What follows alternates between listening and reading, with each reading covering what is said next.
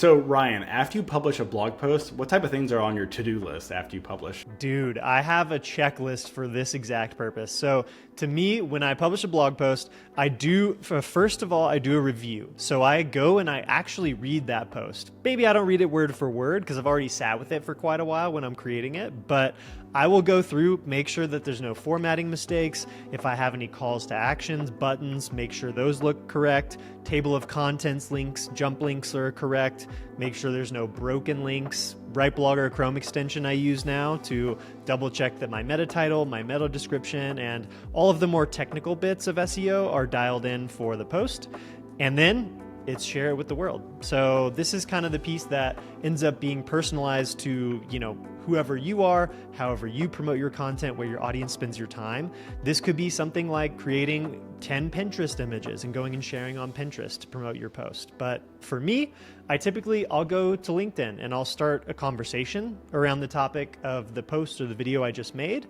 And I'll drop the link to that post or that video in the first comment below if it's relevant. But I'll usually look at maybe sharing on Twitter or X. Think about, if there's an associated YouTube video with the post, publishing that video, making sure that's embedded back in the post, and perhaps making a YouTube short to go along with it. Creating some of that like snackable short form video content. So publishing a video on TikTok, Instagram Reels to kind of just go along with the theme of whatever I'm publishing this week. And from there, it's just kind of monitoring, asking questions of people, interacting with those who might be interested in this content. I do schedule an email newsletter since I have an email list of people. And then, from there, I'll usually just kind of feel it out. If it's a really important post, perhaps I'll do some targeted email outreach to people that I want to see the article. Sometimes that lands features in other newsletters, starts conversations around potential guest blogging opportunities or ways to hop on someone else's YouTube channel, maybe do a live stream, collab on a video, something like that. And you definitely don't want to forget about updating your post like a few months after to add new content and things like that. I know you're really great with doing that. It's a great idea to schedule like somewhere on your calendar or in your like editorial calendar if you use like an Excel sheet or something to track that, Notion, whatever.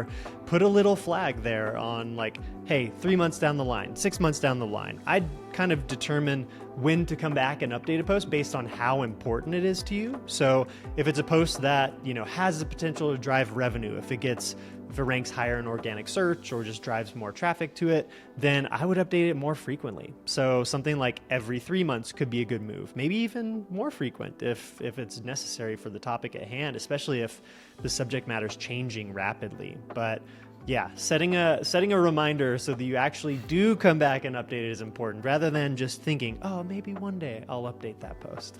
It's also a little tip here is if you have WordPress, you can add a plugin that shows when the post was last updated.